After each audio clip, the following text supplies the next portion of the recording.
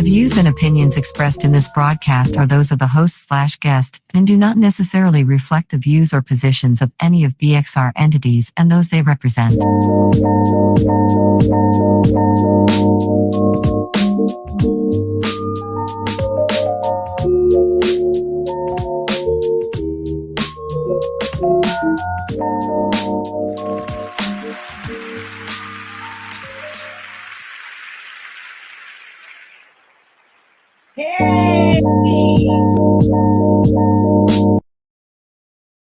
Hey, what's up? What's what? Thank you for coming through for another show of the You Better Live with your girl, Goddess Chas. ChasReal, the Empress Lady Cake Mix. Oh, yes, baby. Last show of the year, 2022 is rolling on out, and we are approaching the year of 2023. Thank you all who have been following, sharing, subscribing, all of that for the show, all of that for the page, supporting me since day one. We got it started here on 8/11. Yes, the show is a mighty, mighty Leo, just like me. And yes, this is the last show of the year, guys. Oh my goodness. Make sure if you're interested in being a guest or just coming through to talk to me about whatever. Some people always have questions. Well, how can I be a guest? It doesn't always mean that you got to have a business or whatever else like that. Look, if you want to come through here and talk to me, you can do that. That's what we open this platform for. Sit on here and talk to me about these pressing issues or these topics that I bring up. Because you already know we do it, your news, our views. But we're going to get it started, right? Because I got some things to talk to you about tonight. Yes, I got some what in the world and some what in the what's. So y'all know what's up and y'all know how I bring it. Let's start it off with this prayer because, in all things, we got to give honor and praise to our Lord and Savior Jesus Christ. Thank you, God, for bringing us here.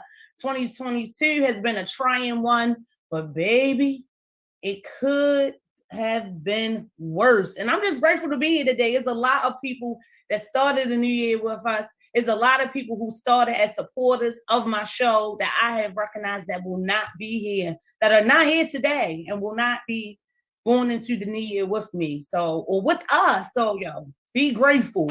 If for anything, be grateful. If you don't realize anything, be grateful. We know a lot of bad went down, but it was all in our good. So come on, y'all. Let's get this prayer. God, thank you. Thank you for bringing us to another day, oh Father God. Thank you for keeping us and blessing us, oh Father God. I ask you to bless all of the viewers, oh Father God, all of the listeners, oh Father God. Bless all of my social media friends, Lord. Bless my family. I send blessings and light out to all of your families, oh God. I ask you to comfort the hearts of those, oh Father God, who are filled with sorrow, oh Father God. Oh Father God, bring lightness, oh Father God, to the darkness, oh Father God, that a lot of people cannot see through, oh Father. I thank you, Lord. I thank you for who you are, oh Father God, and for who you say we are. May we, oh Father God, continue to focus on you, leaning on your understanding and not our own. Oh Father God, may this new year approaching us be a joyous, prosperous, peaceful, and loving one, oh Father God, for all mankind. May we learn to love and to pray for one another. Amen. Amen. Amen. I'm just happy, y'all. I'm happy. I'm so happy. Look, that's a little joke that me and my son do with my daughter. Is a video when she was real young, and that's what she was saying. I'm so happy. And I feel happy to feel happy in this moment because just like I said, this is my last show of 2022. I am looking forward to all of the blessings, all of the grand things that are coming my way in 2023, as well as y'all. So I speak it over my life and over everyone out there listening. Oh, yeah, you better live. Oh, my goodness, y'all. In 2022, we had a whole bunch of losses. Just like I was mentioning, there's a lot of people that started out this year. There's a lot of people I know that were giving me well wishes and support for my show when I was starting in August that are not here today. So for anything, I just want to acknowledge that and how precious life is and how you can be here today, gone today. Okay. So just rejoice. A lot of times, people say we only gather for funerals and this rural sad and everything else like that. But at the same time, even in gathering in a funeral, I say try any moment you have to make memories, to make moments with your families, your loved ones, whoever is loving on you. But even in the midst of the sorrow, the funeral, and God sees fit to bring us together. That's why it's just a homecoming celebration, a celebration of life.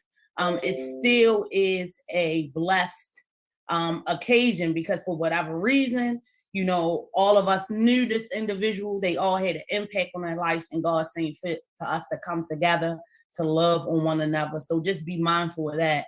I'm funeral out. I'm funeral out. It's always my utmost respect to share or go and give my condolences and my last respects. But there's been so many funerals this year, so many death, everybody is dying, and it's an eerie feeling. And that's why I'm gonna keep on pushing this. You better live. You better live, live, live, live, live. You better. I'm trying to tell you, y'all.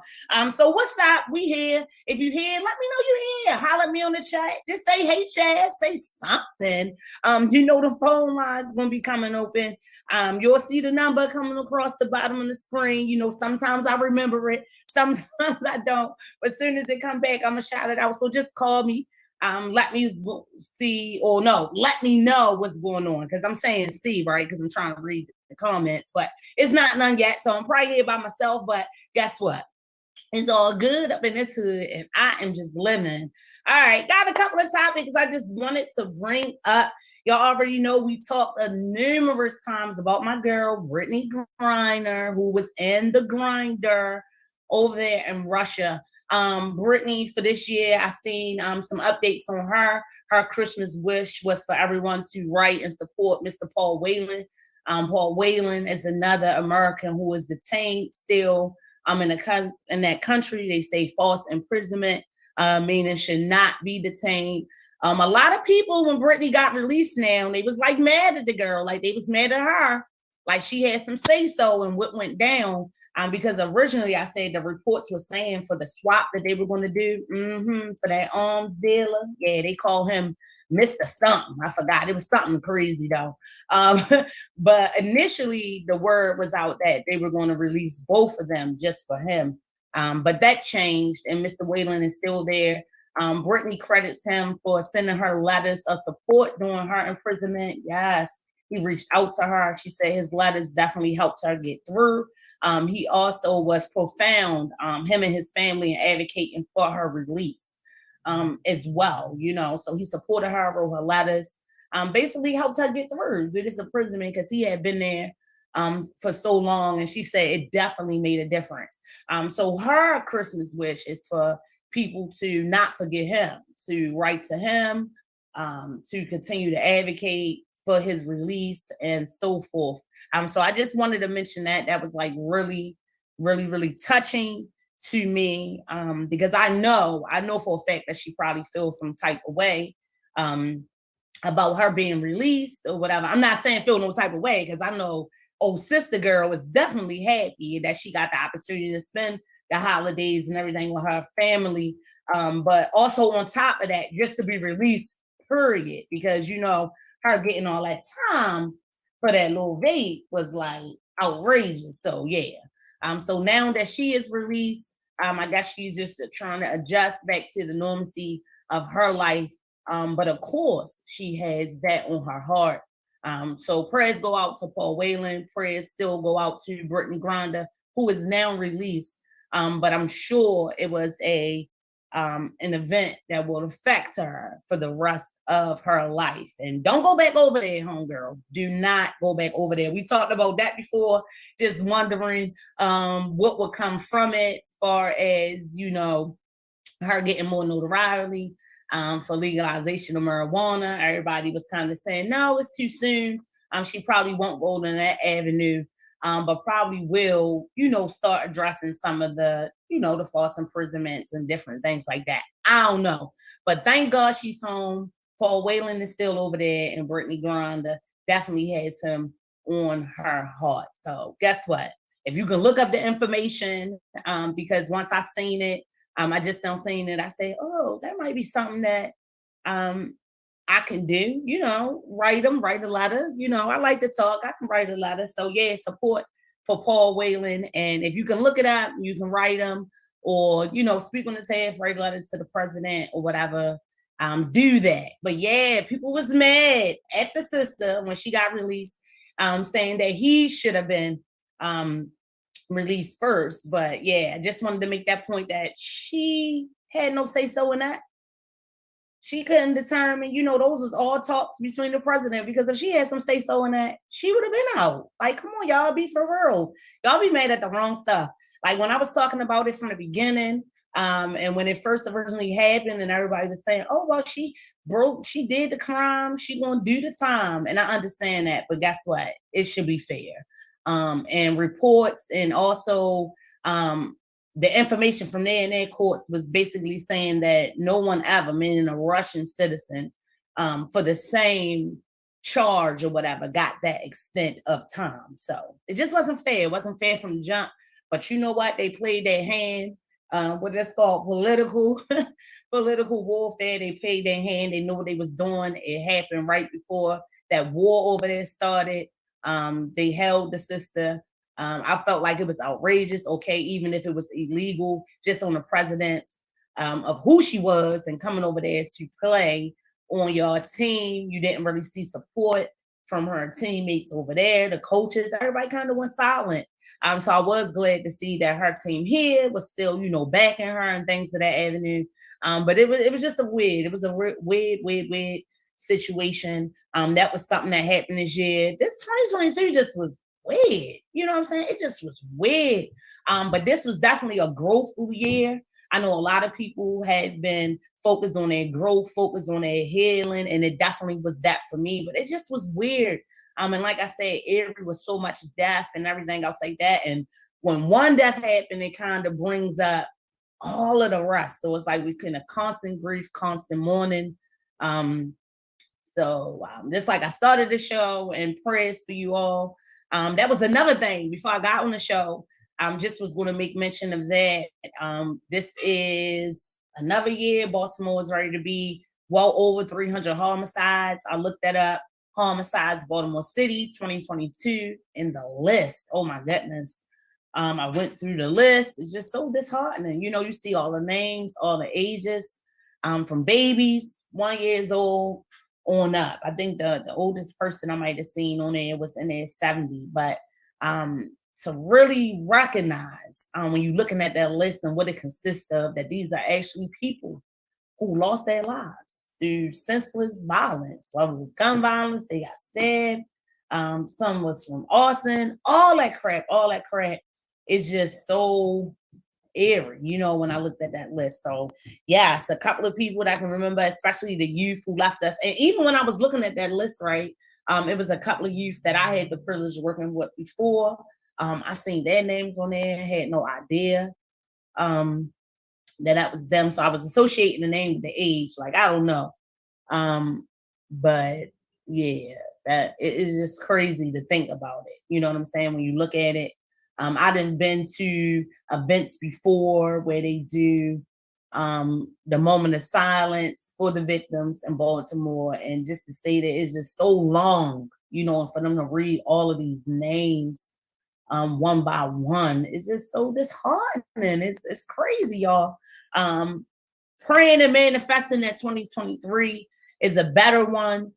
Because in Baltimore City, the federal authorities is helping with this out of line crime here in Baltimore. If y'all notice, the federal authorities have been doing a lot of investigations. They've been taking over a lot of cases, especially for these re-offenders, people who constantly get locked up for the same thing all the time. I just now was seeing that, people who were normally getting locked up and like the slap on the wrist may get a couple of years. But of course, they'll serve a couple of months and they'll come out on probation, because we already know that the prisons is overbooked. They overlocked up, right? But and the federal authorities is coming through. So it's like one brother I seen on there that was keep getting arrested for carjackings, would get out, stealing people cards. He got 15 years. They just now did this investigation and locked a couple of people up from the gang. Poser had some ties to the BGF. They got years upon years. So yeah, they ain't playing. At this point, ATP, right? I'm saying Baltimore, far as L state government, do what y'all gotta do. Let them come on in here. The thing that we was against was the police brutality and the harassment of citizens who are not breaking the crimes or not breaking the law. But for those who are and are consistently doing it, yeah, they need to be uprooted on up out of here, because it definitely needs to be a change in Baltimore. While I was talking about the deaths, right, I just now seen another great Joe Mercer Marley, the grandson of the famous Bob Marley, has died at the age of 31. He was found unresponsive in his car. It is alleged it was due to an asthma attack, but that has not been confirmed by medical personnel. But yeah, everybody just dying. And when I was looking at his information or whatever, he was the eldest son of Joseph Marley. No, sorry. His name was Joseph. He was the eldest son of Stephen Marley, right? And when I was looking at his information, I'm just amazed too. Like that Marley family, their extent of musical, just accolades and everything they've done for that culture is just amazing. So unfortunately, like a lot of artists, you nobody until you gone. Not nobody till they kill you. Sorry, Biggie, I'm not quoting you on this one. But you nobody sometimes until you gone. And we gotta change that. Everybody is somebody. But yes, rest in peace to Joseph Marley, who went by Joe Mercer Marley. He was an artist as well, following the footsteps of his family, of their legacy. But so young, gone so young, like so many. Just like how we were here, I was looking at that list. I can remember a couple of the young lady, Kelsey Washington, Nikayla, what was her last name? I'm trying to think. Strada. So one was 13, one was 15. Those were two young ladies that were killed here in Baltimore. So that type of stuff just was on my mind, y'all, because like I said, I was going down that list and I was like, wow. I want to get on my what and the what's, but I'm gonna leave that for the end of the show because it was just so petty and it was so funny to me. But I'm gonna let y'all think about it, right? Just imagine you are terminally ill and operable cancer. You are placed inside a medical facility, which is generally like a hospice setting, because there's nothing else that they can do for you. You are in there doing your own means to stay comfortable, well, as reported, what your doctor told you to do. And your hospital won't get raided and you're cited for drug possession. But I'm going to tell y'all all about it and tell you where the petty was the petty.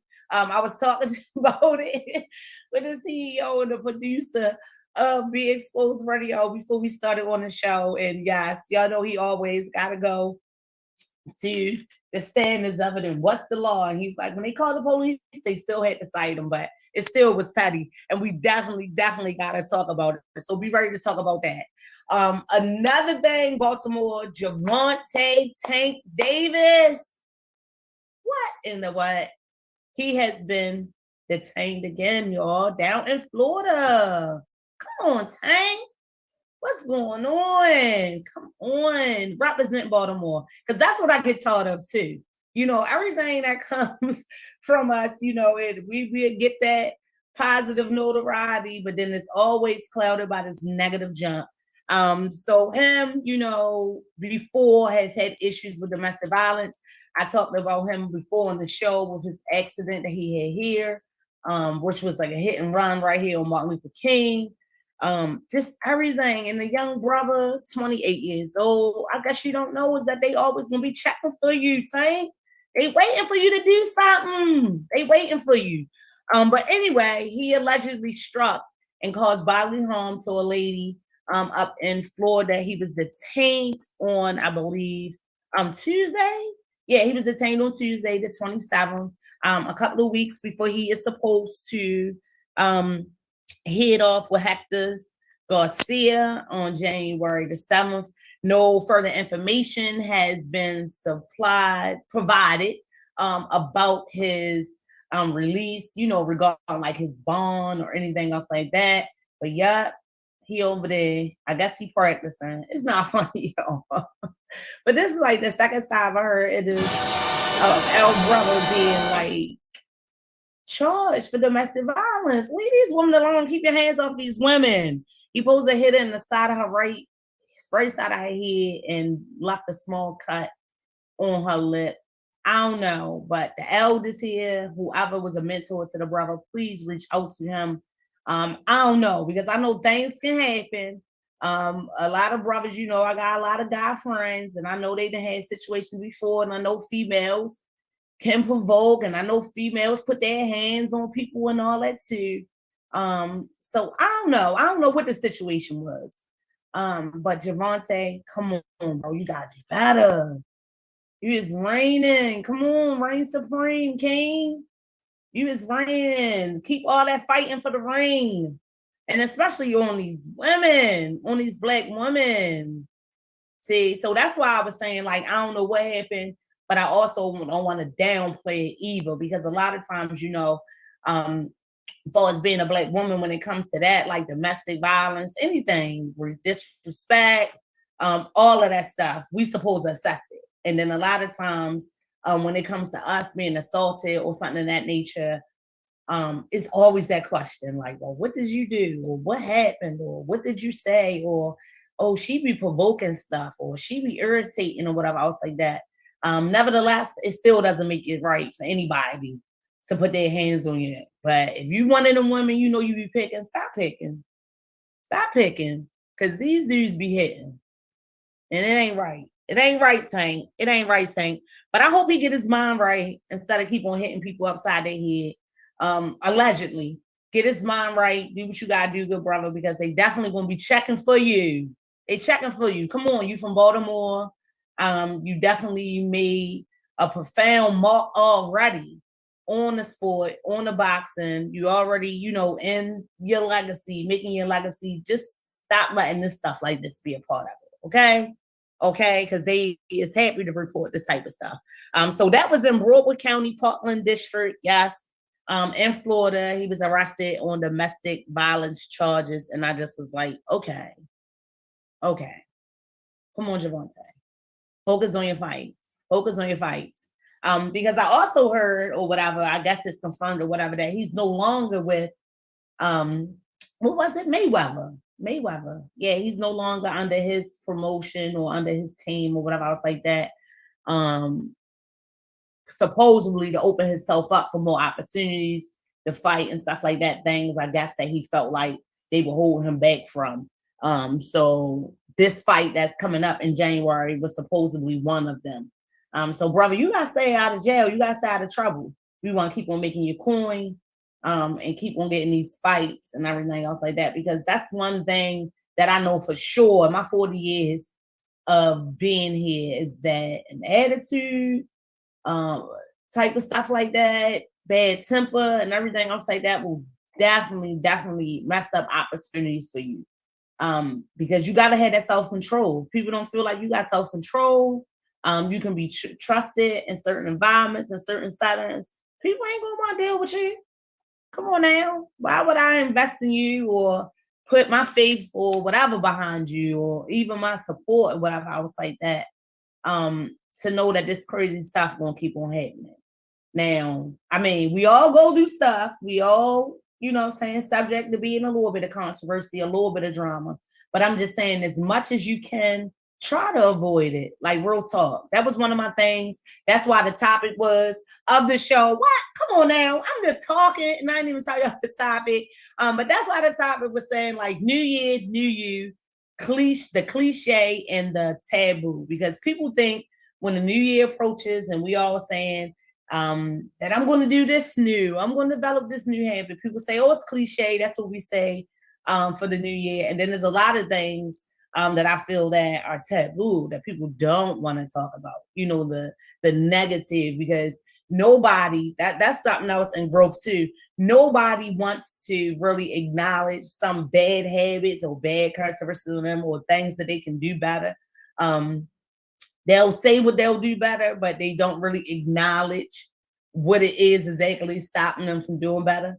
So yeah, this is the time people are starting to think about, starting to embrace and manifest what their New Year resolutions are. And I say cliche because people say, oh, why you gotta wait till the new year? Oh, you know, because just like everything else, all other holidays, you got those people that just say all this is made up. You know, it's their calendar, not ours. But nevertheless, look, New Year's coming up. If you need a resolution to be a better you, then what's the problem? Do you?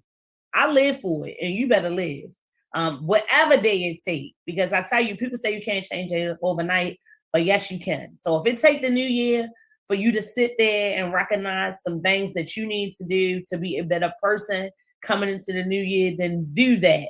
But just like I said, you got to do some self-reflection now. You can't only embrace that good. You got to embrace that bad and think about what you can do to be better. What you can do to be better. You know what I'm saying? So that always goes back to that serenity prayer, right? God. Grant me the serenity. Grant me the serenity, y'all. Grant me the serenity. So yeah. All right, y'all. Next thing. I'm just running them down, right? Because this is the last show of the year. Like I said, I feel so abundantly blessed for this opportunity to be able to come through here on every Thursday. And just like I said, I was dancing when the show started because I'm happy. I'm happy. Of course, sometimes emotionally I'm sad because there's so many people that I'm missing, so many people that I lost this year, so many people that I know that lost people this year. So many people that I know lost their jobs, their houses. I mean, it was just so much loss this year. All of that. And I'm in all of those categories. Only thing, thank you, by the grace of God, when it was getting cold, I did not lose my house, my boy, my truck, my big old Suburban. He's still running strong. But yeah, y'all, I mean, no matter what I'm going through, I can just rejoice in that fact. Like, I know some people that is gone and shit that wasn't nothing but full of life. And I can say the same thing for us last year. So every day, y'all, I'm just trying to live, and I'm encouraging y'all to live, because we can beat ourselves up, and we can beat ourselves up pretty badly. And I am guilty of doing that. So that's why I tell y'all, you know, I go through some tests. Me coming and sharing with you is always my way of giving my testimony. Because I tell you, you know, people know me to try to be a little bubbly, smiley, and jokey and stuff. But I share that to help somebody, to let them know, like, no, you ain't the only one. Oh, I done been through that or whatever. I'll say that. And it's also a blessing when you got to tell a person what you've been through. You know, we always say you don't look like what you've been through when you got to tell a person, because people don't know. So a lot of stuff I hold inside because I'm not I'm a sympathizer and an empathizer all day long. But I guess times before when we talked about mental health, sometimes you hold stuff to yourself because you don't want people to give you like that pity, right? But God has truly, truly spoke to my spirit and said, why not? You know, because I cried to him, God, pity me, you know, and my humbleness, you know, pity me. So I'm learning to share more. I'm learning that it is okay not to be okay. How many times have we heard that? You probably said that to yourself. How many times this year? How many people have you known have said that and had to embrace that? But yeah, it's okay to not be okay. It's okay to not have it all the time. It's okay to say no. But in spite of all those things, in spite and despite all of those things, we still here. We still here. So you should rejoice. You should rejoice. I'm telling you, you should rejoice. Another thing I wanted to bring up was about the Dallas Cowboys owner. Yeah, you know, Jerry Jones, right? Everybody know about the photo that came up, the 1957 photo when civil rights movement was really strong in Little Rock, Arkansas. And the reason I'm bringing it up because I remember LeBron, he spoke on it after it was all of this controversy, you know, about Kyrie Irving and his comments, right? And it was just different stuff about, you know, race and all that. You know, we know that's always issues and concerns, right? But this really didn't get any. I mean, it was kind of like pushed on the rug. He kind of gave the explanation, was like, "Oh, I was just a curious kid, 15 years old, a sophomore at the school. He was more concerned about getting in trouble with his football coach, who had told the players not to go." So that's my question: why was you there?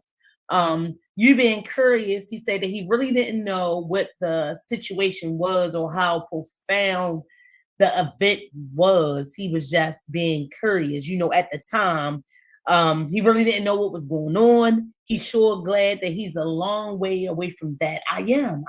Like he has to tell himself, right? And reassure himself that that's really how he feels, right? And that will remind me just to continue doing everything we can not to have those things happen. That was his statement. He was saying that he was being a curious kid.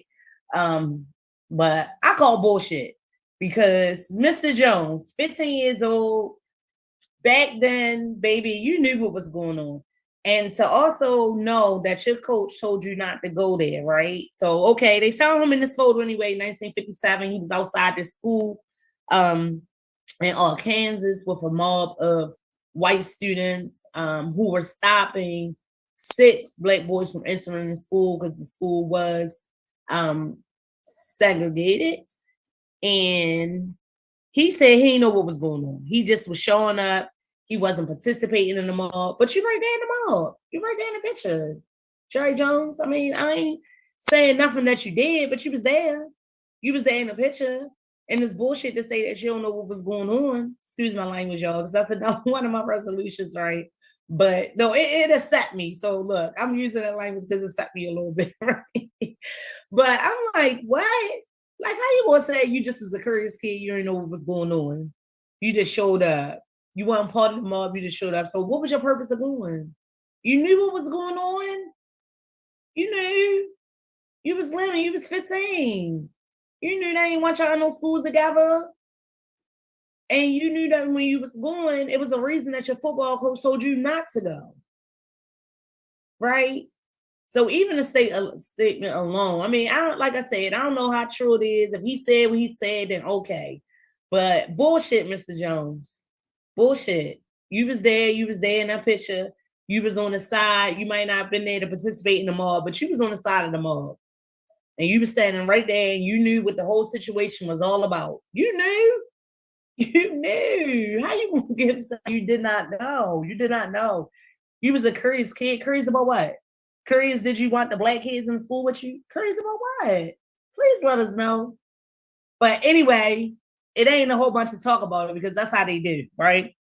They ain't gonna talk about that, but I wanted to talk about it because I was like, really, what in the world? Like, I'm one of the people that read and try to, you know what I'm saying? I don't judge nobody. I don't judge nobody. You know what I'm saying?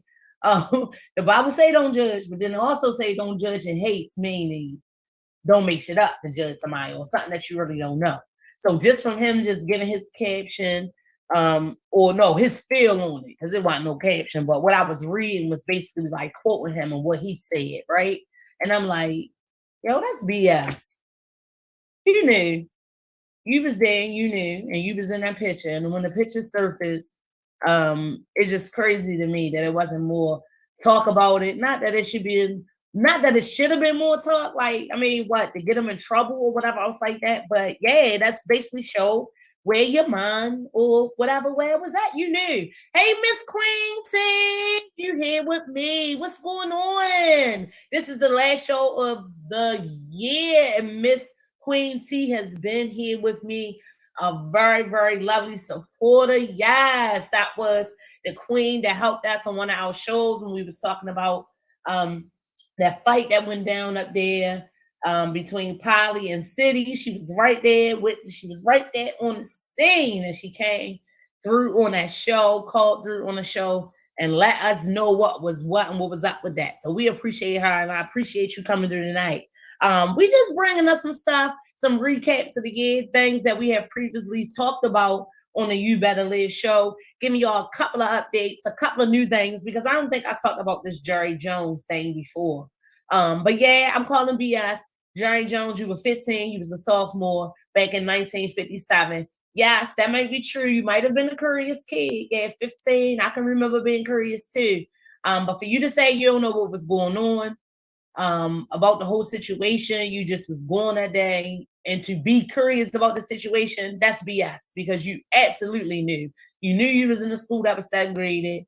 I'm sure back then in Little Rock, like I said, that was just like the central of that civil rights movement. So you knew all what was going on, all the racial tensions, all the racial injustice, all of that. You knew all of that. So you knew when you was going out to this high school to stand there on the side with the white wall, whether it was your intention to be included in the mob or not, you were, sir, you were, sir.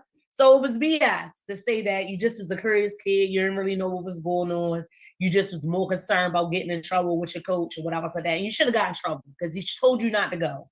He told you not to go. But that was back in 1957, y'all. And I just wanted to bring it up because, like I said, had it been one of us, I'm always saying that, right? One of us black skins, they would have still been talking about it, and they definitely would have judged me for it. You know what I mean? In a few years from now, when y'all see me on TV doing my little sign language and everything else like that, trust me, when I'm famous for that, when I'm famous for this show, oh, definitely they're going to dig up some stuff. I don't remember being in no racist photos though, but they gonna try to dig up everything.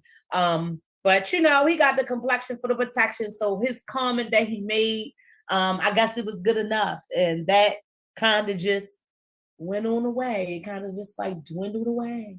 Yes, it did. We talked about Brittany Griner, her being released, her still wanting us to have prayers and support for Mr. Paul Whelan. So like I said, if you can look that up, write the president, because he want to come home. In other news, BG, yes, the Hot Boys, he was finally released. How long he was locked up? For a long time. That's all I know. But I can remember that was my me being a young teenage girl, a curious teenage girl, right, Jerry Jones, like, but I knew who was going on right there. But BG was like one of my favorite from that whole group, from the whole Hot Boys, because back then Lil Wayne wasn't even really rapping. He just was more so like the hype man. If you really was following it, right, you would know that. But BG was released. I seen the video where he was greeting his loved ones. He was looking good. Look, he a little thick, got some weight on him. And he out now. So I'm looking to see what he's going to do in regards to music and everything else like that. I don't know. It would be nice if he come out. I guess now what needs to be the wave is some positivity, some positive music, right? Some give back music. We already know about the struggle. We know about the drugs. We know about the bang bang, kill, shoot 'em up, all of that. So maybe he can talk about his experience, how he got through it, something inspirational. I don't know. I ain't saying don't follow your artistry and do what you want to do and say what you want to say. But yeah, I think that as a people, we need to start getting away with that because music has really changed. It really has. And I think that it plays a major part. Excuse me, y'all. I'm all a little clogged up. I don't know why. This heat then came on. I'm not a heat person either. I'm not a heat person. I'm a summer baby. I'm not a heat person. I'm one of the people that got a fan all through the year. Yes, I am. But we need to get away from that. Like, you know, music has changed. When I'm in my car, I have a station now, my little Teddy Pendergrass station, what I would try to listen to some nice R&B, some nice classics, even the hip hop. But a lot of L music when it comes to R&B and hip hop, it used to really be, inspirational, really had meaning towards it and everything else like that. And this music today, oh my goodness. And I'll tell you now, some of the raunchiness, I like it. I can't lie. I be liking some of it. Boom, boom. Some of them be my hits. But could you imagine just listening to it all day, constantly, all day? Somebody telling you, shoot them up, do this drug, do this, do that, F this person, F that person, that girl ain't nothing, the black girl. It's just a whole bunch of mess. So hopefully, I don't know. Give us something good, BG. But it's good to see that he is released. I know he's been locked up for a long time because, like I said, I was a teenager when he got locked up, and I'm 40 now. So yeah, brother been gone for a long time. Might have been in my 20s. I don't know, but I gotta look at that. I have to see. Of course, when we come into the new year, we still gonna be running strong. Still on the workings of booking our guests. We do have a guest for the start of the year, the first Thursday. Sister Shanika, who is a real estate agent, she's gonna come through. Typically what I've been trying to do is before the shows, when I have a guest, I'll do like a little reel introducing them, trying to get you excited to watch. Yeah, because if you want to know, you got to watch the show, right? And that's what I'll do. I'll do that next week. But even when I ain't got no guest, shoot. I'm my own guest, the host of my own guest.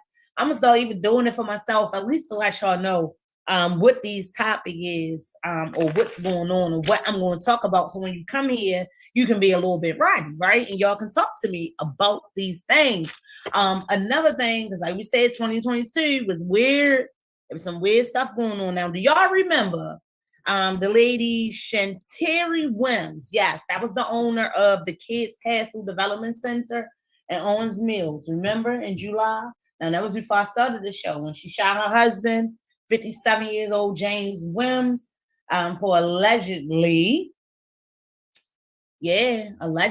assaulting, child molestation, touching some kids on her daycare. I think up to 3. So the sister, I guess how it came through, the parent or whatever had texted her phone, told her about the situation.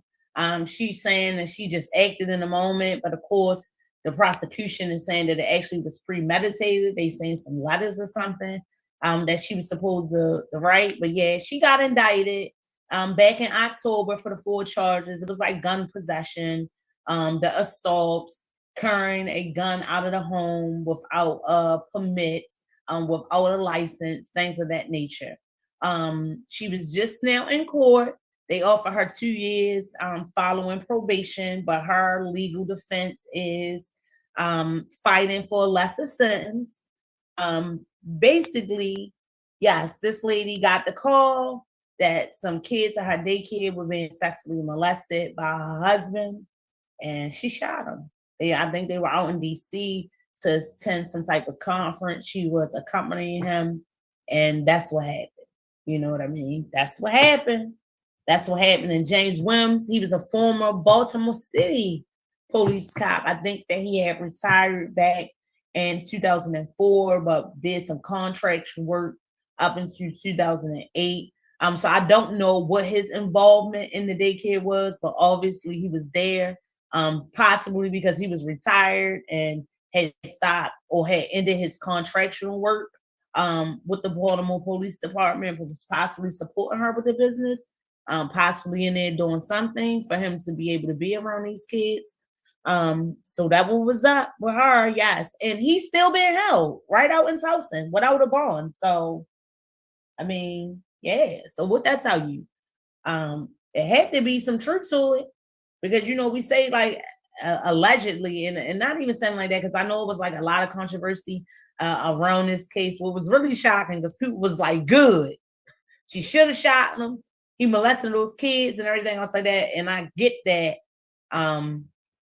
But like we know, just like when anybody, you take the law into your own hands, these are the consequences that you potentially face.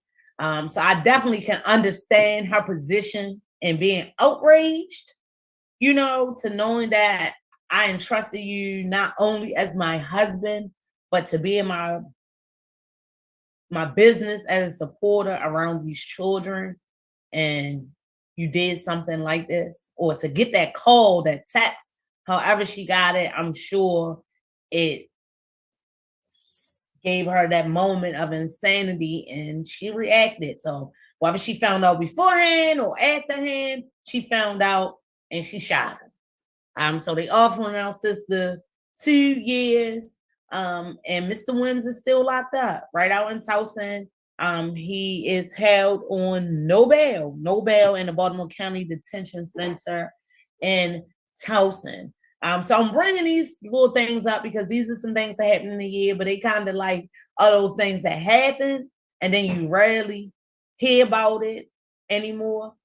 You know what I mean? That's how they do. So this is your news and I'm giving our views on it.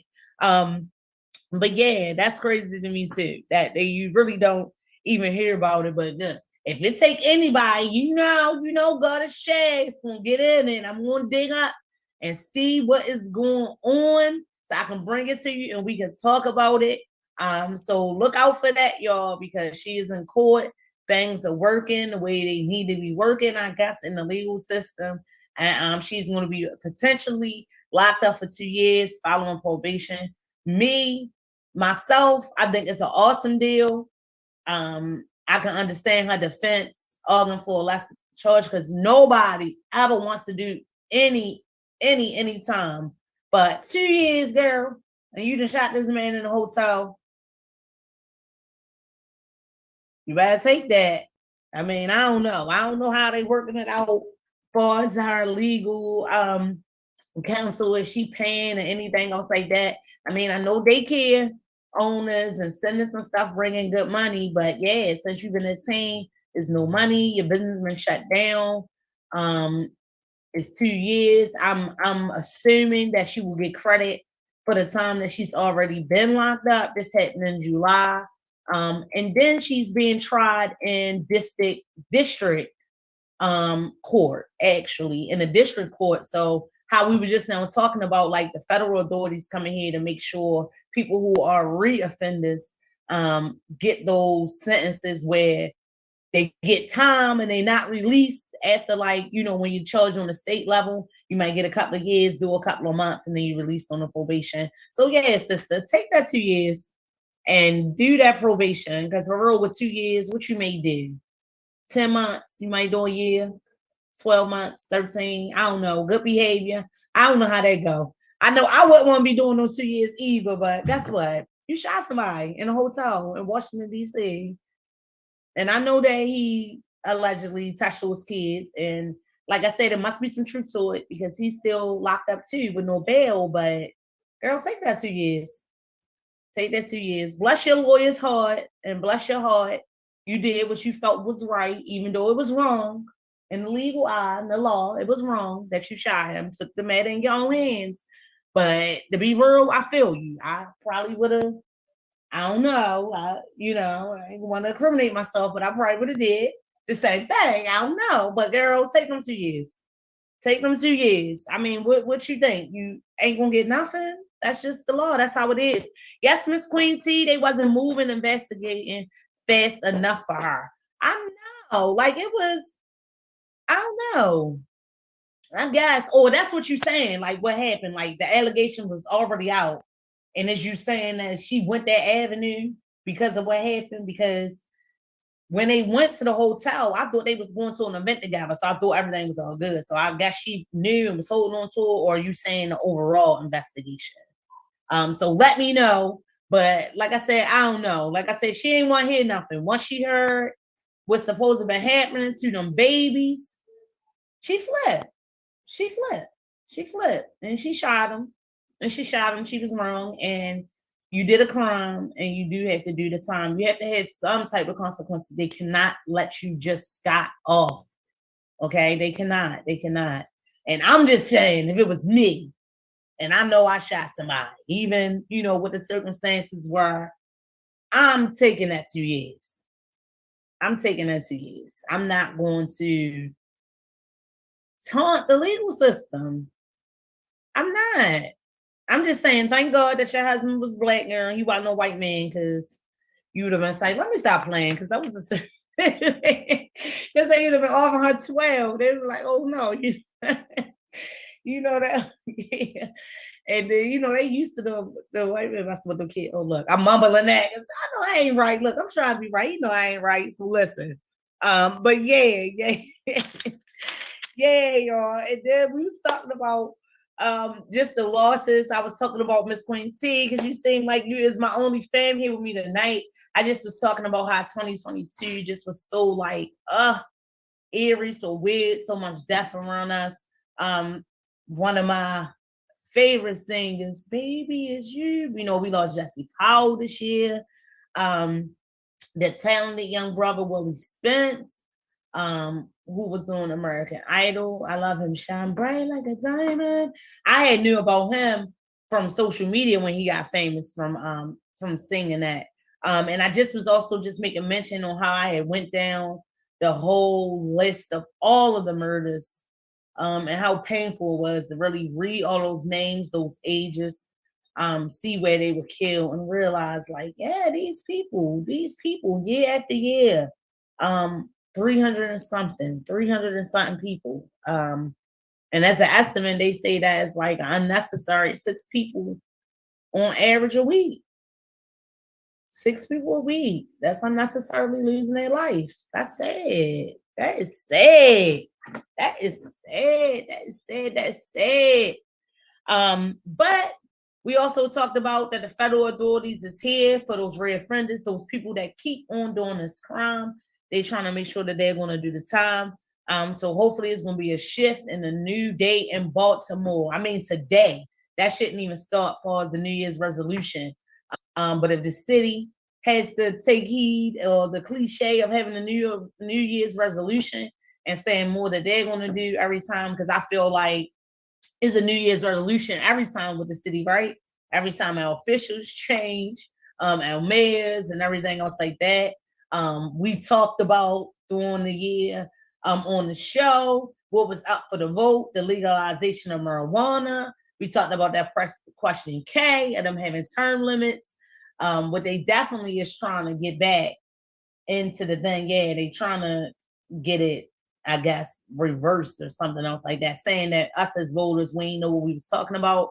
And I can be personally honest, or not really knowing what the whole question K consists of, about the term limits. And like I was ready to say, like, I can be honest, because, initially when I voted for it, it just was me saying, yeah, I'm tired of them getting in there, getting these jobs, and just sitting in there, just like collecting a check, not really doing the job or doing the work that they campaigned and said they were going to do before they got those positions, right? I'm like, yeah, in Baltimore, we always know that people a lot of times are in those positions because of their being popular. Once your name start ringing in Baltimore, whatever, for certain things or whatever, that's what it is, even if you ain't doing nothing no more. So when I voted for that, that's the position I was in, right? I was like, yeah, too many people getting in there.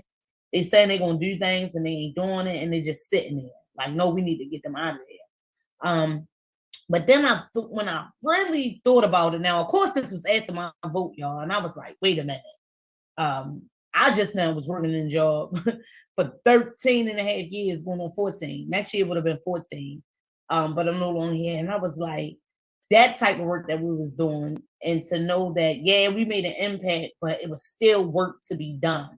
And just thinking about, certain policies or whatever else like that, I was real, what can you say, informative on certain procedures and stuff like that. And realistically, a lot of things possibly couldn't have got done if it wasn't for the knowledge of me knowing how those processes or those procedures and those things went, right? And I'm just thinking, like, continuously changing leadership or the person who oversees certain things, now that I think about it, is an issue. I mean, 8 years, like, even with, how when I be saying like our mayor and stuff like that, like a lot of people, they're not real. You gotta give Brandon Scott credit because he's been getting the backlash since he got in the office, but I still always say he can do better. He can do better. That's what you said you was gonna do. If any advice I can give anybody that's going into city government that wanting in these positions, don't make no promises. Don't make no promises that you cannot keep. Don't say what you're going to do, because that's my whole thing. That should be your business, to push what you said you was going to do all the time, straight up. And there might be some other things that like look politically correct, for as like you showing up to certain events or doing certain stuff. But if it takes you away from what you said you was going to do, then some of those things you got to say, no, I can't come there because I need to be here and I'm still working on this. You know what I'm saying? Especially when it came to like the death and the crime and everything else like in the city. So initially, getting back to the point that I was making when I voted for question K, that was my position. Like, I really thought people was getting here and they was wasting time. They was just staying in these positions, one, because they were popular. They had people to vote for them. And also a lot of them don't have opposition. Like, a lot of them don't have people that run up against them. Like, they've been in there for so long or whatever else like that. Like, people just don't run against them, especially on the city council, you know, being in the districts and stuff like that. And I was like, no, that needs to change. But I also can see the issue with it. Like, it's so much like Baltimore, I guess. I'm not going to say I guess. It's not no typical city. And this crime is not typical. Like, this stuff that goes on here does not go on everywhere. Yes, we know of other cities where it does. You know, Chicago, whatever, the predominantly Black areas, low poverty, different stuff like that, lack of opportunities, low income house. You know, like generally in those areas, this is where this is happening, right? So I was just thinking, like, no, they need to get out of there. But then just thinking, like, okay, like somebody can be in there and be on a roll and really making a difference. And what I voted for is saying, regardless of the job they're doing, because I was thinking on the position of the people that's doing a not so good job, the ones who I think are doing a bad job. But I did not consider the people that may come in and be doing a good job. Might come in and be doing a good job, and this question K will affect them too. So what the law now says is that regardless of what, they gotta be out there in 8 years. So after, you know, I voted, I started thinking about all of that. I was like, I don't really like that. And then of course, you know, the controversy came up about their pension. I wasn't feeling it. Me and Marnie, we was going back and forth because, you know, he was saying their hand was basically forced because of this question K, and they had the term limits of the 8 years. So the city council president, he had moved to make a bill for them to be eligible for their pension in 8 years instead of the initial 12, meaning after they are pushed out by law, what we voted to say they cannot work past that 8-year term in their position, which is 2 terms, because I think it's 4 years each term. So they couldn't work in that same position past that, right?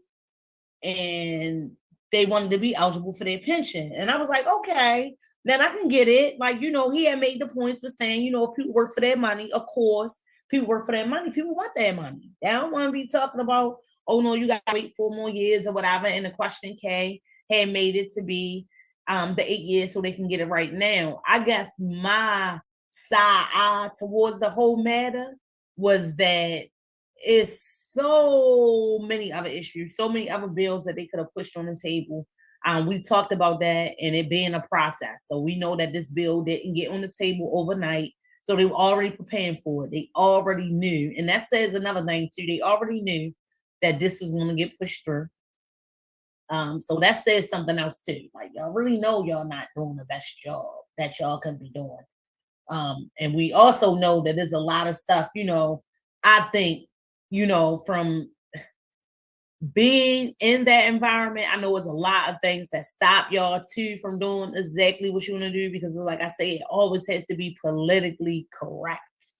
And that's why I'm no longer in that environment, because really your passion to be to help people, and you'll join these organizations or different things to say they want to help people, but you come to the realization sometimes that it's really not about that for real. It's a numbers game.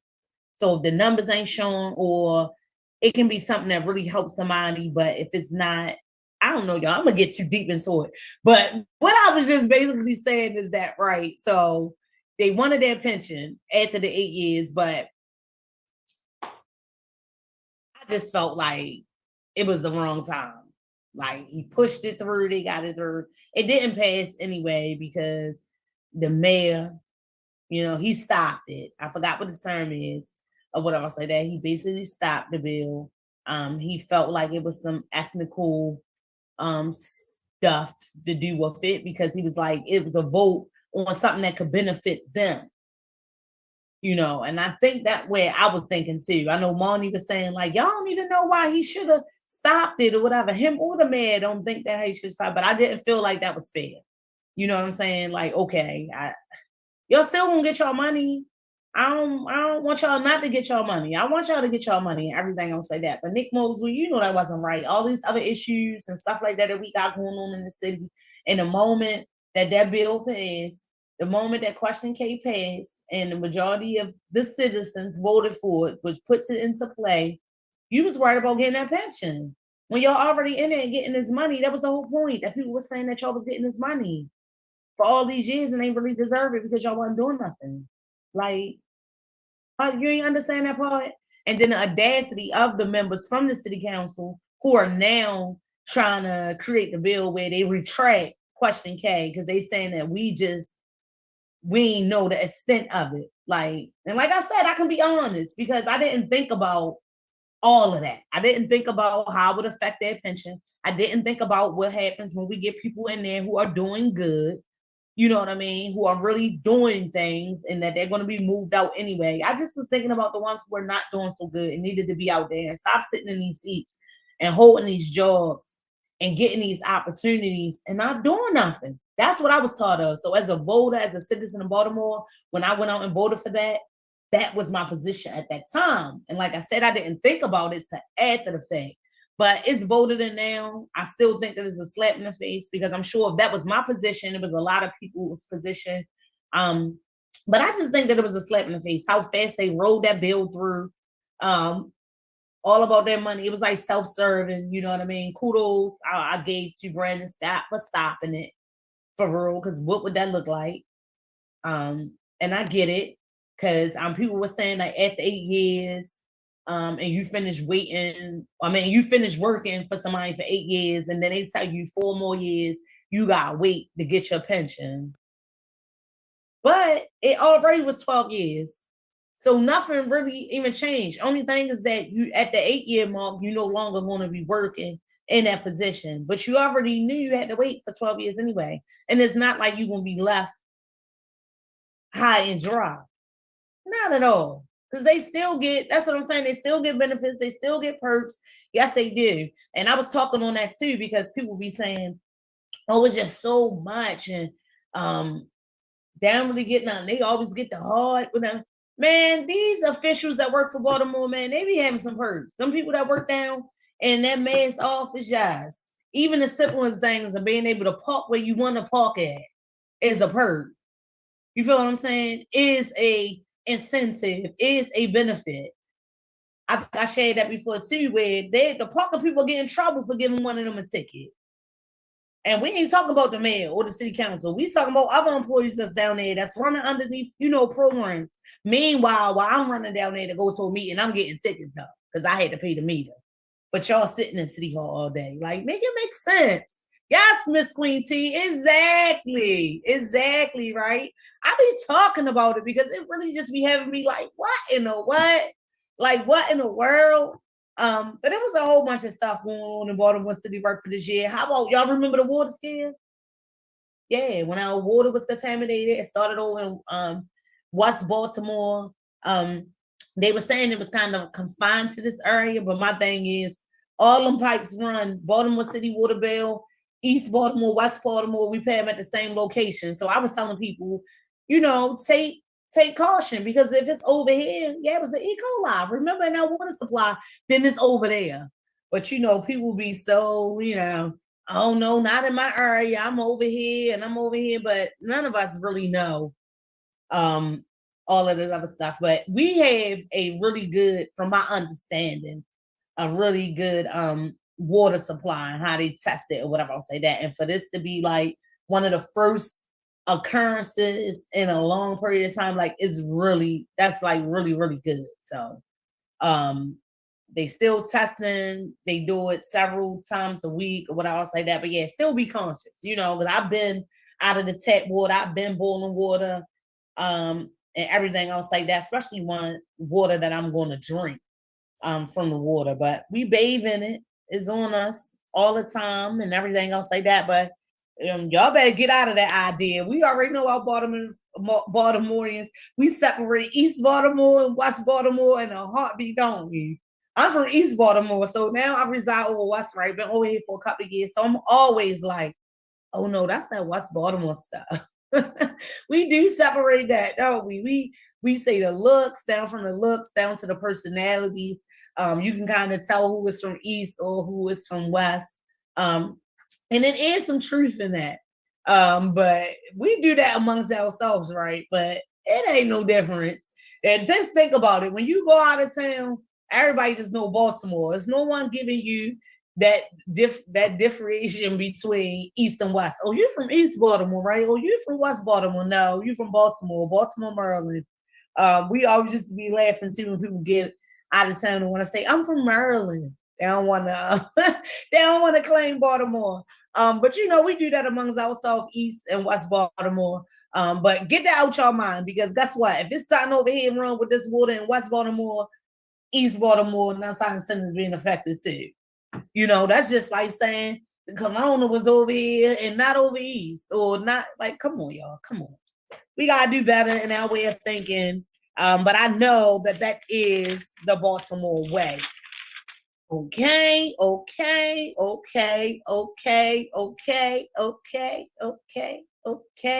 what's going on with y'all? How y'all feeling at the end of the year? Oh my goodness. Can y'all believe it? Today is December the 29th. We got 2 more days left. Oh my goodness. Christmas came and went. Now we are in the season greeting celebration of Kwanzaa. And what's also really astounding to me is that not more of us as African Americans celebrate Kwanzaa.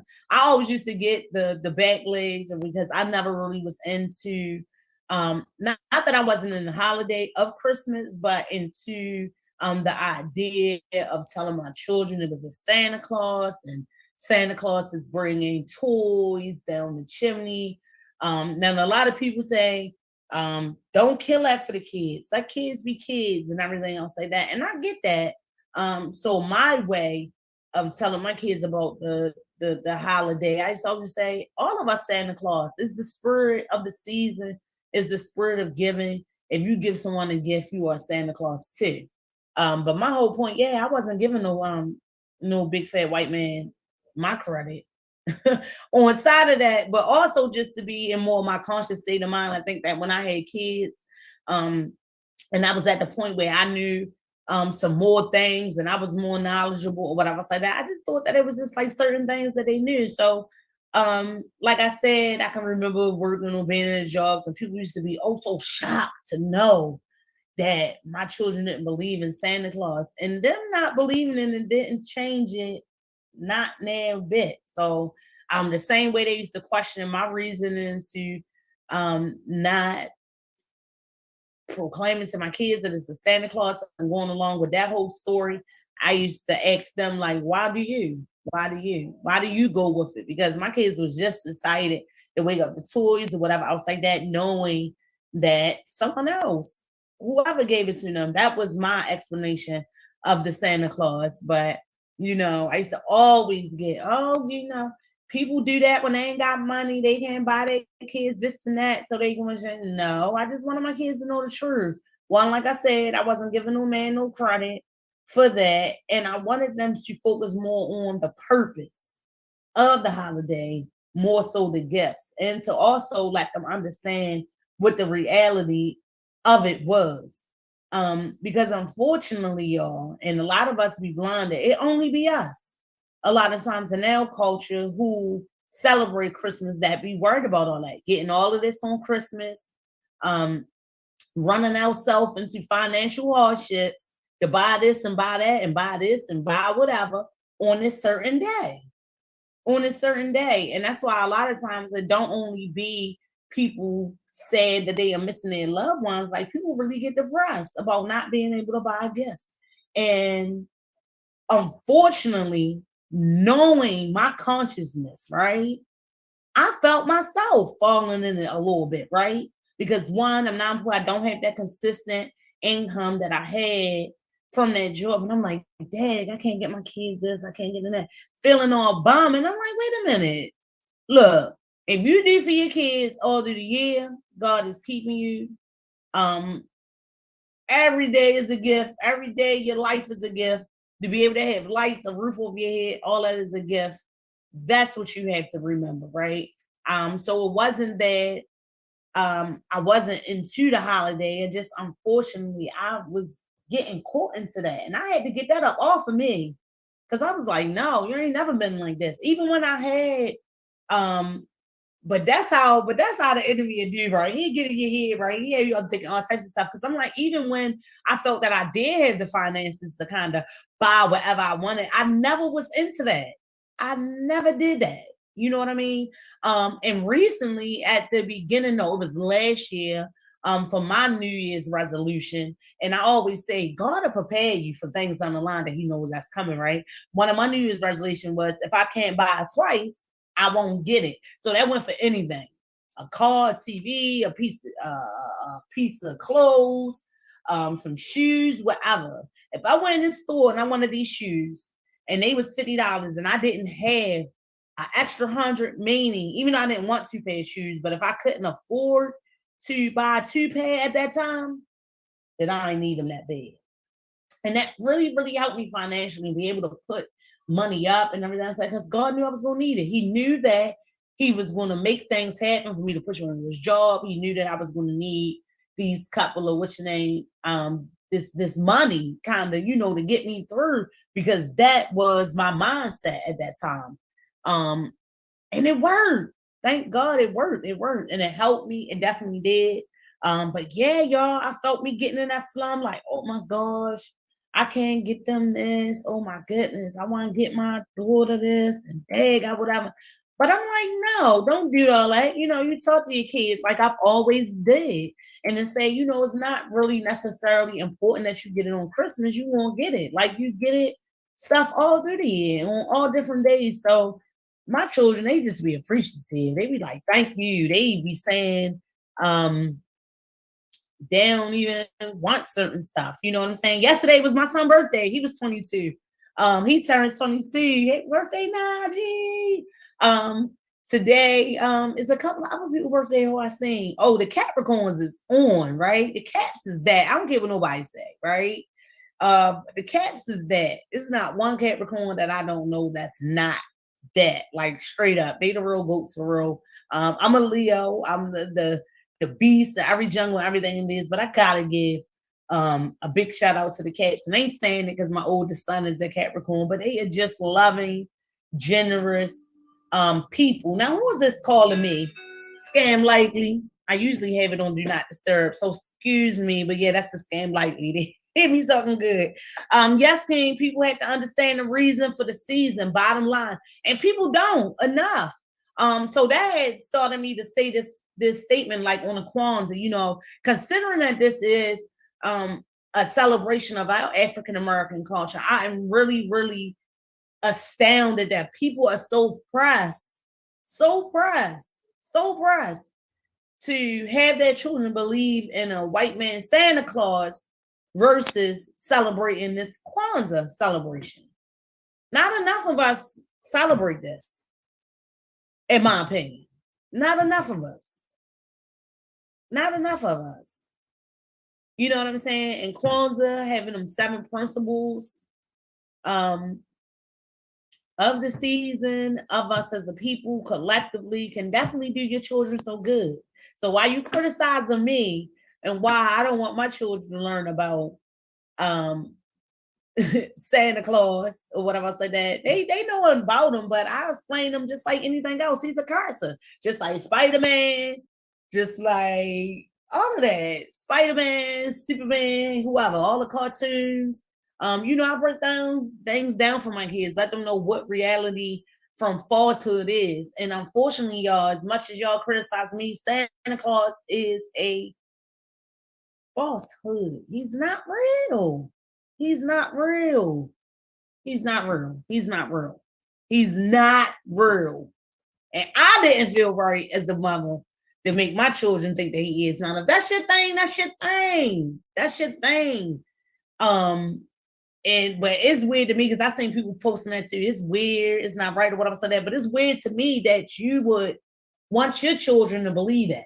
Even when I was naive and not as conscious, when I had my first son who just turned 22 yesterday, and I kind of, used to go to sleep, Santa Claus and everything else like that.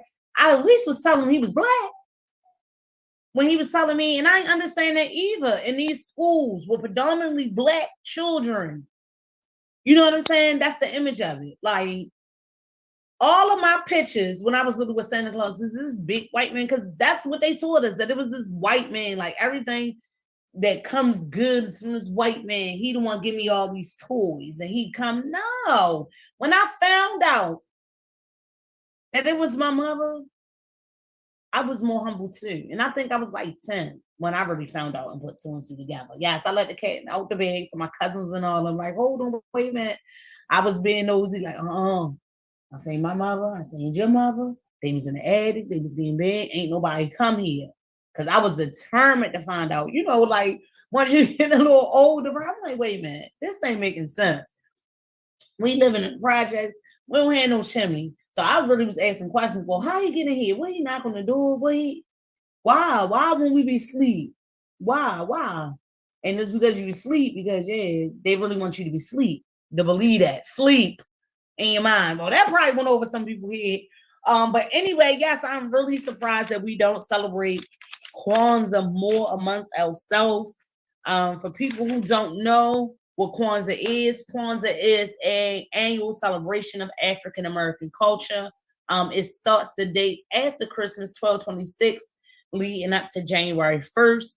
It's several principles of Kwanzaa. Starting on the 26th, you have Umoja, which is unity. The 27th is Kuji Chakalia. I always like saying that.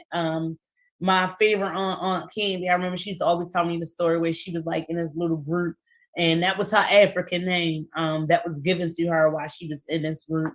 Right here over in West Baltimore, Kuji Chakalia, which stands for self-determination. My cousin Ife birthday was on the 27th. That definitely fits her. I definitely can understand that self-determination. She's always determined to be a better self, and getting more knowledge of self and encouraging in others too. I gave her a shout out on social media. Yes, the day before my son's birthday. I can tell y'all that story. Now I went in labor on the 27th. I did go in labor on December the 27th, and I thought that I was going to have him on her birthday. It was early in the morning, but I didn't wind up having him until 3/11 on December the 28th. And ironically, it is one of my best girlfriends, Amira, Amy Howard birthday. So I didn't have him on my cousin Ife birthday, but it's still special that I went in labor on her day and had him on 12/28 and wound up having him on my good girlfriend Amira Howard birthday. So that is her birthday twin. And if y'all know her, she's crazy, but she's good crazy. So I was like, oh my goodness. But her and my son, they are total opposites. They do like to laugh. They are nonchalant, because that's a Capricorn thing too. They real nonchalant. They the most nonchalant, caring, and uncaring people you ever want to meet. That's why I love them so. But if they love you, and they love you on you hard. That's why I love a good old Capricorn. The 28th is Ujima, collective work and responsibility. The 29th is Ujama, cooperative economics. The 30th is Nia's purpose. The 31st is Kuwamba, creativity. And January 1st is Imani, which is the faith. So get more knowledgeable, Black people, us Africans, about Kwanzaa, about the celebration, what it consists of. It was originated in 1966 by Mulani Karinga. I know I'm probably saying his name wrong. But y'all know your history and everything else like that. My tongue be moving. What they used to say, my grandma used to say I was old geechee. Remember them little holes that used to be right here? They used to call them geechee holes. Mine's closed up though, but my first son, he was born with one, and we talk fast. So my tongue be flapping and moving, and I told y'all a lot of time, ChasReal, the God of ChasReal, I'm gonna keep it real. I'm going to keep it real. I'm going to keep it real. I'm not no pronunciation scholar, but I try, and I be talking my talk, right? Letting y'all know on the what and the what. But that's another thing too. I'm going to do better. That's something too that I fall short on, right? And I noticed that, and someone brought it to my attention. And if you do this, please stop. Is that not make jokes about yourself, but anything that I feel that someone else can criticize, or I know that's not that good, I tend to highlight it or joke about it myself. Like, what is it? I kind of bully myself about it, right? And we've talked about this on the show before. Like, you really had to speak life into your life, right? So even though I know sometimes different stuff be an issue, like I ain't gotta keep saying it. I ain't gotta keep beating myself down or talking about that. So if you like that and you got that habit, that's what we were talking about, the New Year's resolution, and you sitting around and you be like that. I do it every day. I sit around, oh girl, I'm a fat mess. Every time I go to put clothes on, oh no, I'm a fat mess. I know I such and such, but I just gotta do stuff, right? You gotta do stuff to change that. So I hope that you guys are embracing the end of the year, closing out with 2022, and that 2023 you're looking for a more joyous, more peaceful, more loving, more prosperous new year for you in the 2023. What is your New Year's resolution? Do you have any? New year, new you, the cliche and the taboo. Now, the cliche is that everyone says when the new year is starting off, everyone always has a resolution on what they're going to change, what they're going to do better. But look, don't let them hate on you. I love it and I live for it. You better live. If it's anything to make yourself better and you got to use the new year, baby, then use it. Resolution yourself up. And it does not have to just be one. It does not have to be one. And then the taboo of it is that, people really don't really want to talk about the not so good stuff that they need to change, right? People will say that I'm going to do this, or, I'm going to go to the gym, or I'm going to lose this weight, but you don't talk about what is causing you to keep gaining the weight, right? Because the truth is, a lot of us got some messed up habits. We snacking in the middle of the night. Not that you can't snack in the middle of the night, but if you know you're sitting there and you want to lose weight, then that ain't the right thing for you, right? You got to address that. You got to do better. So I'm back. That was part of my New Year's resolution. I'm trying to lose a couple of pounds. Not no couple, honey. I need about a good 25, good 30 off of me. But what I'm learning is just to love myself and still live in the moment, because I feel like I wasted too much time. Too much time doing that, baby. Got myself short. Like I said, not going somewhere. Oh, I'm a fat mess. Oh no, this don't look right. Oh no, I don't wish they sitting and not living where people was dying every day. What is wrong with me? And if you're doing that, I'm going to ask you, what is wrong with you? You better get right for 2023. You hear me? There's a lot of people here, not here, that would love to be here. Come on now. You done lost some people this year that that was full of life. The life of the parties, all of that. All of that. And what people get it twisted is that you do not have to be sick. Something tragic does not have to happen to you. No, it does not. People die of natural causes as well every day. Free accidents, all of that every day. And if you're still living, you better live. You better live, right? Get right for 2023. And don't just take anything in 2023. You know what I'm saying? A lot of us is doing that too in 2022. I felt myself doing it in some situations, just so used to this year for me. Like I said, it was the growth year. This year was the year that God has worked things in a way to break some cycles for me and some things that I was conditioned and this was the uncomfortable year to get me uncomfortable, to break some of those cycles and some of those things that I was really like conditioned to, like in a routine, knowing things, you know what I'm saying, bothered me, just stuck in this constant, like hedgehog day. That's what it felt like. A replay every day, trying to going into environments, going into circles where I gotta do my meditation every day. Stay, oh my goodness, don't do this, don't say that. When God was really telling me the whole time, like, no, you're not supposed to be here, you're supposed to be moving. Oh, you still want to play? Oh, all right, well, I'm gonna let this happen in a way that's gonna make you so uncomfortable. I'm gonna let people, oh yeah, you forgave them, you did that and do that. Oh yeah, oh, you forgot.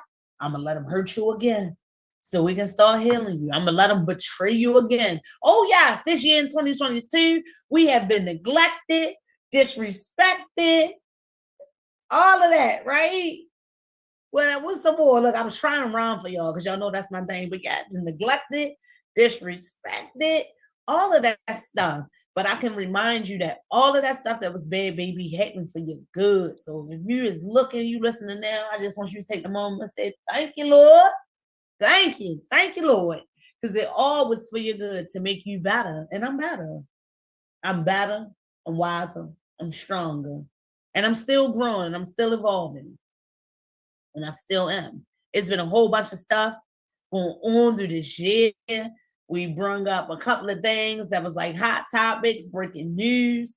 But one of the most highlights that I wanted to do on this show was that, and just saying like, yeah, there was so many losses this year. And I hope that whatever your resolutions are is definitely going to lead you into the energy of gaining. That's right. More love, more life, more laughs, all of that. 2023 should be a year. Start the day that you want to gain more. And then gaining more and then your growth and evolving is not all about finances. You know, that's one of my resolutions too. I want to be more informed of self. Want to do a little bit more insight and digging into my culture and who I am as an African woman. I wanted to do my ancestry to see exactly what is like what I'm made of. You know, what is all this up in here? My DNA. What is all of this? Because y'all, yeah, I'm talking about a weird year. A lot of times I feel weird. Like I ain't like everybody else. Y'all be feeling like that? Like I'm not like everybody else. Like I like other people, but I'll be like, I'm not like them. Like I always felt like I was different. So I'm gonna say weird because people call it weird these days, but weird is good. So if you're feeling like you weird, look, baby, you all good. They live for you for real. But yeah, what do you want you? I'm clearing my throat again, y'all. I'm so what's your name? This heat. I need to call somebody. So I gotta hear somebody in the background like turn this heat down. Cause soon as I get off this show, which is winding down, ain't it, y'all? I be talking. I tell you these 2 hours, they just fly like no other. But yeah, what is after the show? I'm gonna get me some air. I'm stepping outside to get me some air, get me a little release. Yeah, just from being in the house. I'm always in the daggone house. So just pray for one another, y'all. Love on each other. Pray for one another. Pray for the good things. Pray for the good things to happen and manifest amongst one another. But that's definitely one of my New Year's resolution. I want to do my ancestry, my DNA, find out what's all of this going on up inside of me. I'm just trying to get more consciousness of self. Still focus on just loving me more, loving things about me.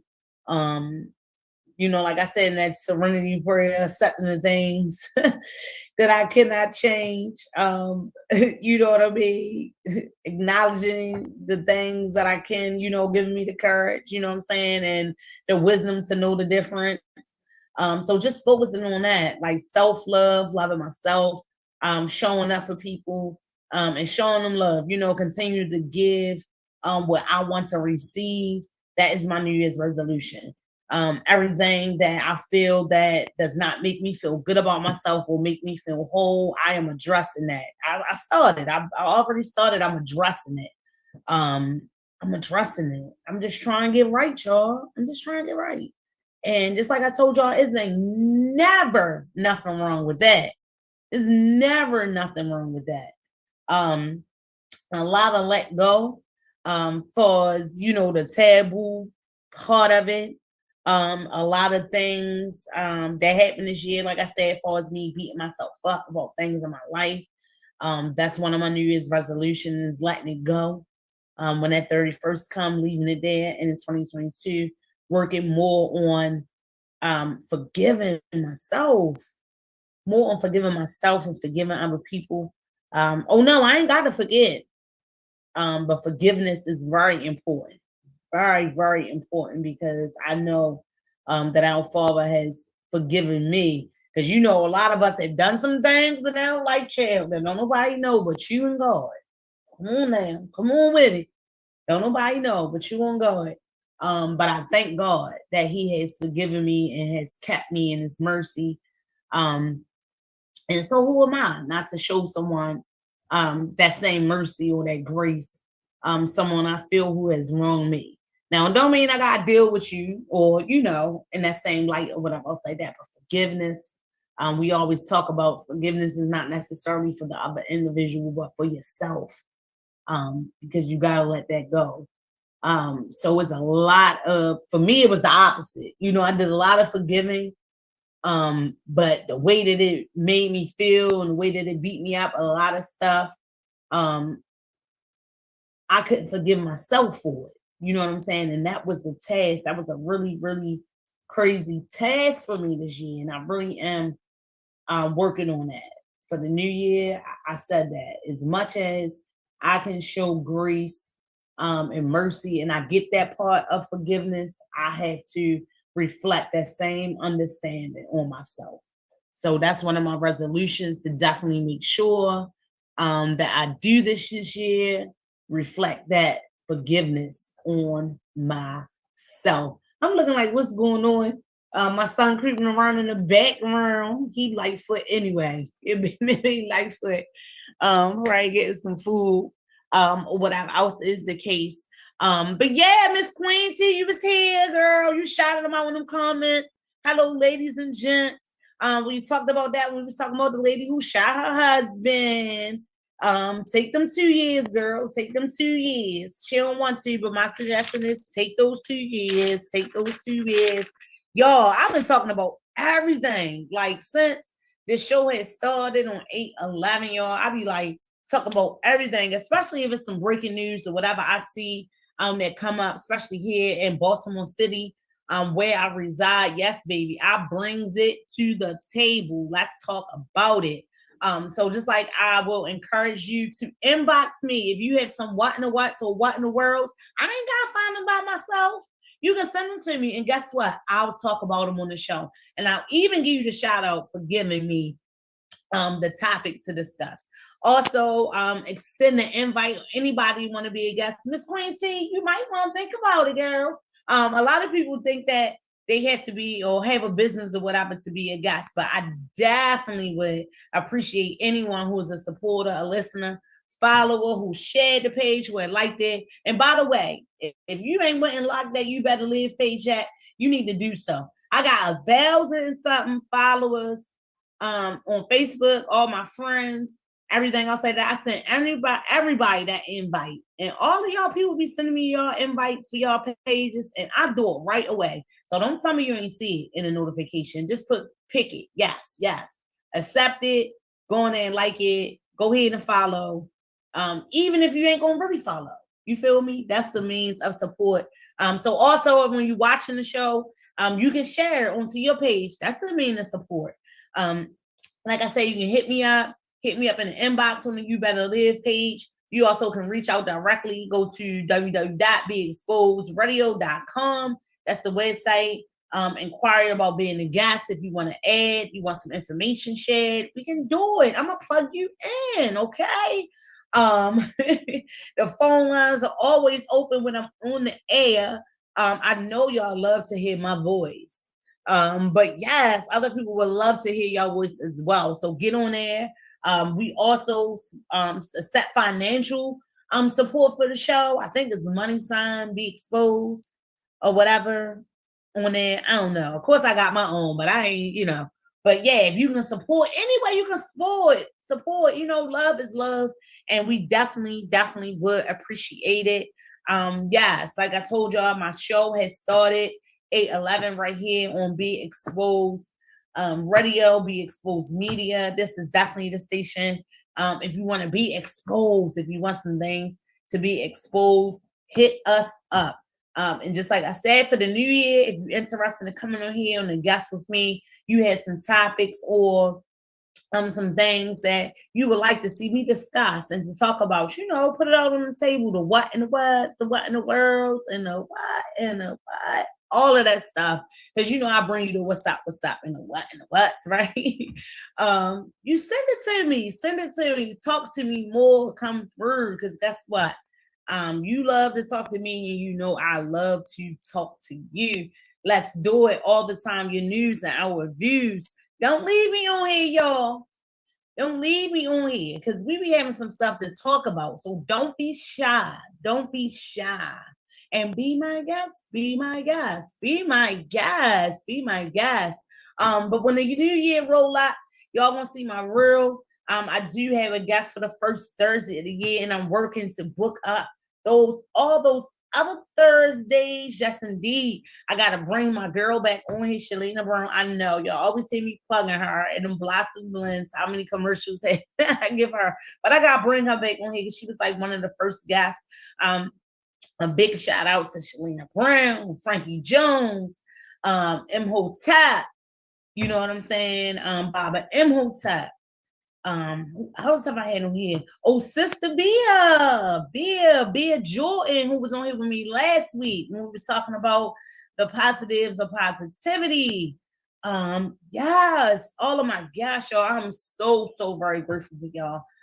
So grateful for the people that took the time on the show to come through, to talk, tell what was going on with them, because it's always some form of encouragement, some type of information and knowledge I try to bring y'all, because yes, knowledge is power. We cannot not neglect to share the knowledge or whatever that we can. What was that? I heard a little beeping. But it's all good. Oh, it was a notification. Someone on Facebook commented on my post, but that's probably on my regular page. On Facebook or the regular page, I am Chastity the Empress Dorsey. I am going to update that too in a year. But the page here is the You Better Live. You Better Live. I send it out to all of my friends, but guess what? If you're not, guess what? Go to the little magnifying glass on the thing on page. You'll find it. You'll see it. Just like how the little thing comes on the show, yellow and black. You Better Live. When you go on there, you'll see my picture. It's sitting on there. Come on, y'all. I like it. Gotta get them follows up. Gotta get those views up. All that good stuff. It's just showing you what support is out there, and support is definitely love. So just like I said, I appreciate y'all. What was I doing? Oh yeah, I was giving my shout outs for the people that was here. Also want to give a shout out to my my station family, Moni Wally. Like I always say, big ups to him for giving me this opportunity. My boy Nate, yes, Nate Kauser, Best Star Blue, who show comes on Fridays at 5, the Artist Exchange, followed by the Skyline at 7. So be sure to check them out. But this year, since I started the show, has been a good one. The year overall has been, like I said, weird. Realizing just so much death. I guess the older that you get, and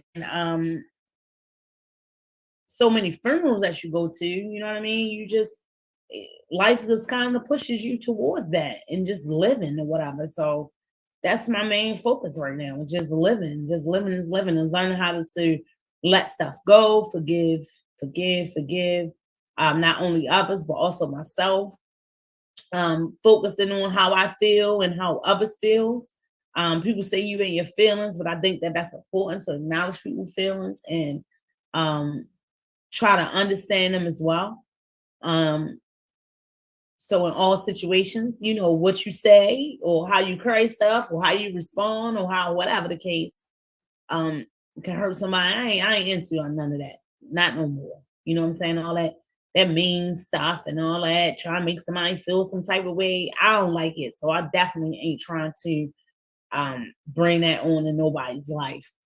So the new year is coming, new year, new you, your new year resolutions, the cliche and the taboo.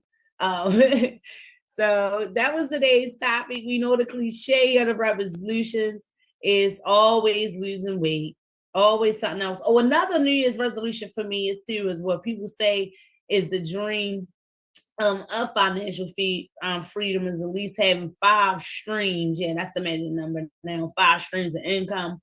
So I'm working on that. I don't care, even if it's something that I'm getting a cent or $1 a day from that way. That's what I'm gonna do because, honey, like I say, God had prepared me into the season that I am now to not.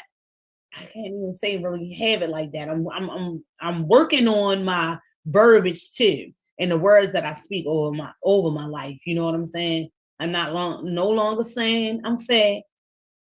I'm no longer saying I'm broke. None of that. You know what I'm saying? I find a positive way to say it, to affirm it in my life. You know what I'm saying? Say, you know, I can lose a couple of pounds and I'm going to do this and do that. I'm not financially in a position to get that right now, but then I'm gonna do this and I'm gonna do that. Because like I tell you, that tongue,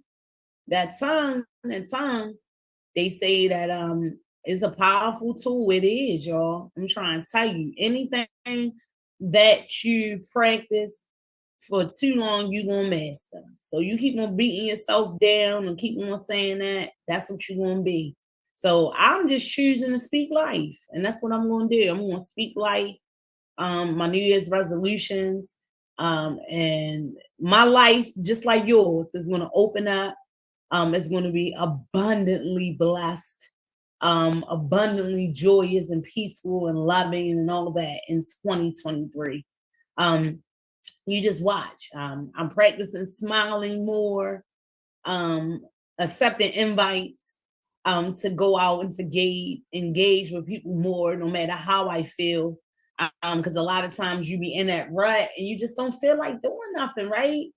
But I've learned how to break out of that because if I sit here and I keep on saying I'm sad or I'm depressed or something not right, that's what I'm going to be. So, and being okay, not being okay, that's how I learned to break myself up out of it. I'd be like, no, I'm getting up out of here. I don't feel like it, but I'm getting out of here because, like, what's the point? I complain that I don't get to go nowhere, I don't get to do nothing. But then when I get little invites or something like that, or something I can get into, I beat myself up with being my own head about why not to do it anyway. So if you are guilty of that, you stop doing that too here. You stop doing that too. Speak life into your life. I hope that all of your New Year's resolutions, whether they be considered cliche or taboo, are for you. So whatever you're thinking that came into your spirit that you need to change, whatever area in life that needs to be better, I pray that they are better. Pray it and speak it to yourself, manifest it every day. All things are possible. You can be whatever you want to be. And if you are aiming for the betterment of yourself, to love yourself more, to love life more, to laugh more, and just to live, then go for it. Do you hear me? Go for it. Go for it. And don't let nobody stop you. And start your New Year's resolution today. I also am wondering, what are y'all doing for the new year? Hit me up and let me know in the inbox. You know what I'm saying? A lot of people, with cliche, a lot of people usually, you know, go out. I know New York is big for doing a ball drop. I know here in Baltimore, we are going to have the fireworks. back this year. I seen that the festivities at the end of Harbor, I think they begin at 6 to 12, I believe, right there by the skating ring. In the beginning, I don't know. I never really go out for New Year's. It's been some years. I used to have like a gathering at my house, but I got tired of having to clean up all day on January 1st. Because when people come to your house to party, us black folk anyway. When people come to your house to party, baby, people act like it be a party, don't they? People forget where the trash cans at. You find all types of stuff, chicken bones, soda cans, all that stuff, all under the couch and everything. But I do miss that. I do miss doing that. A lot of people go to church for the new year, go to church it up. But whatever you do, I hope that it's a blessed one. This is the last show for the year. I'm ready to wrap it up, guys. It is now a couple of minutes before 9, and that is my time. But it's always great to be here with y'all. It's always great. I did give y'all my shout outs, right? Shout out to my viewers, my supporters, and everyone, even the ones who don't comment. I know a couple of my supporters that I can shout out. Of course, I did my girl, Miss Queen T, my girl Shalina Brown, my boy Michael Graves, East Baltimore fam, my sister-in-law Irene, my bro, LL Conti, my mother, Janet, my godmother, the Cheryl, just everybody who has came through here, right? Everybody who has blessed my show in whatever type of way. I gave Frankie Jones, came with as a guest, Shalene Brown. I'm trying to make sure I didn't forget anybody. And then if I didn't remember to shout you out, charge it to my head and not my heart, because you definitely have a special place in my heart. Being so that this is my destiny and you sharing it with me. It's always a pleasure, guys. Yes, it is to come through your news and reviews. Always a pleasure to come through. And guess what? Y'all better catch me out in the new year. Yes. Because new year, new you, and that goes for my show too. So y'all gotta stay tuned to check it out and see what's going to be new with the You Better Live. But at the end of the day, we still gonna be on here living. I'm still gonna be on here giving you the what's up, the what, and the what's. You feel me? Letting you know what's what, all of that good stuff. So make sure you join me, y'all, next Thursday. It's gonna be a new year. It's gonna be 2023. But come on back with me on the You Better Live radio show. It's your girl, ChasReal, the Empress, Lady Cake Mix. And I'm ready. We out of here. That is if my producer is ready, right? You ready? You ready? You ready? You ready? You ready? We ready. We ready, y'all. See y'all later. I love y'all. God loves you. God bless you. And you better live. Happy New Year. Season's greetings. See y'all next Thursday.